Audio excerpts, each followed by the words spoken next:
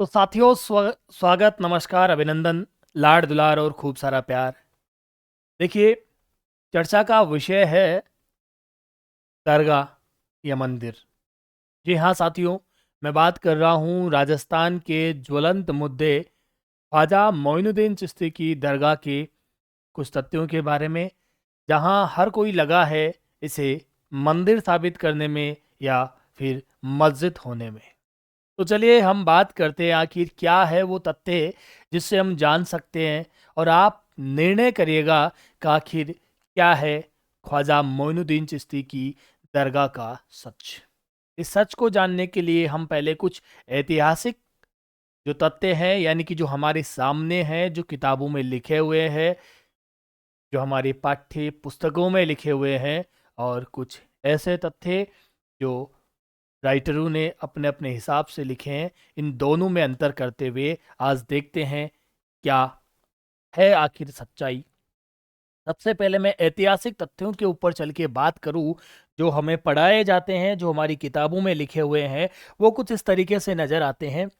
तो दरगाह का जो निर्माण है, वो सबसे पहले आरंभ करने वाला व्यक्ति था इल्तुतमिश। इल्तुतमिश ने जब ख्वाजा मोइनुद्दीन चिश्ती की दरगाह का निर्माण आरंभ किया, तो इसे पूर्ण करने का कार्य करने वाला व्यक्ति था मुगल बादशाह हुमायूं। जी हाँ साथियों, उसके बाद यहाँ पर कुछ और इमारतें बनी हुई है। तो इस दरगाह के परिसर में एक मस्जिद बनाई गई, और उस मस्जिद का नाम है अकबरी मस्जिद। इस अकबरी मस्जिद का निर्माण अकबर के द्वारा 1571 ईस्वी में करवाया जाता है। साथ ही यहाँ पर कुछ और दरवाजे हैं, उनके बारे में हम बात करते हैं। उससे पहले एक इम्पॉर्टेंट फैक्ट यह है कि इस दरगाह पर आने वाला पहला सुल्तान मोहम्मद बिन तुगलक था। और यहाँ पर एक मस्जिद है जिसका नाम है जामा मस्जिद, और इस जामा मस्जिद का निर्माण शाहजहाँ के द्वारा करवाया गया। और उसके साथ ही यहाँ पर स्थित है बुलंद दरवाजा, जो कि गयासुद्दीन खिलजी के द्वारा इस बुलंद दरवाजे का निर्माण करवाया जाता है। निज़ाम दरवाज़ा हैदराबाद के निज़ाम मीर उस्मान अली के द्वारा यहाँ पर निज़ाम दरवाजे का निर्माण करवाया जाता है।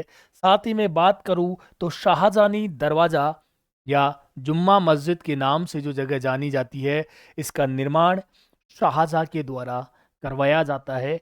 ये वो फैक्ट है जो अभी हमें हमारी जो पाठ्य पुस्तकें हैं उनमें पढ़ाए जाते हैं।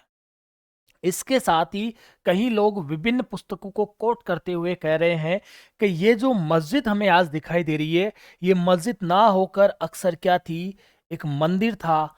और उस मंदिर का निर्माण इन कथानकों के आधार पर, यानी कि उन किताबों के आधार पर जो यहाँ पर लिखी गई है, ये 12वीं शताब्दी में पूरा भारत चौहान वंश के आधिपत्य में था, और दिल्ली की गद्दी पर बैठे हुए थे पृथ्वीराज चौहान तृतीय।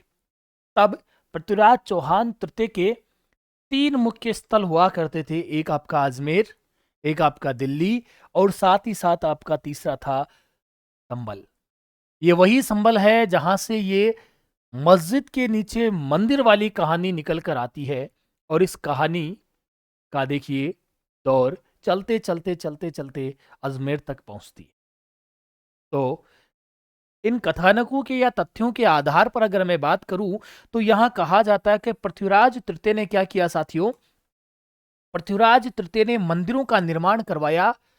वो सबल में भी करवाया और अजमेर में भी करवाया।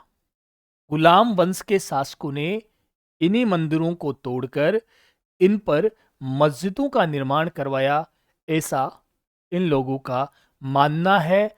इन जो कथानक तथ्य हैं उनमें ये बातें कही जा रही है। अब चाहे यहाँ मंदिर हो या फिर मस्जिद हो, हम किसी भी तरीके से ये नहीं कहेंगे कि यहाँ पर अब क्या होना चाहिए। जो जैसा है वो वैसा रहा दिया जाए, शांति रही रहा, मतलब जो शांति व्यवस्था उसको कायम रखा जाए। बस यही है ख्वाजा मोइनुद्दीन चिश्ती की दरगाह की असलियत। फिर ऐसी और एक बिंदु के साथ मैं आपके बीच हाजिर होऊंगा। Thank you so much. जय हिंद, जय भारत।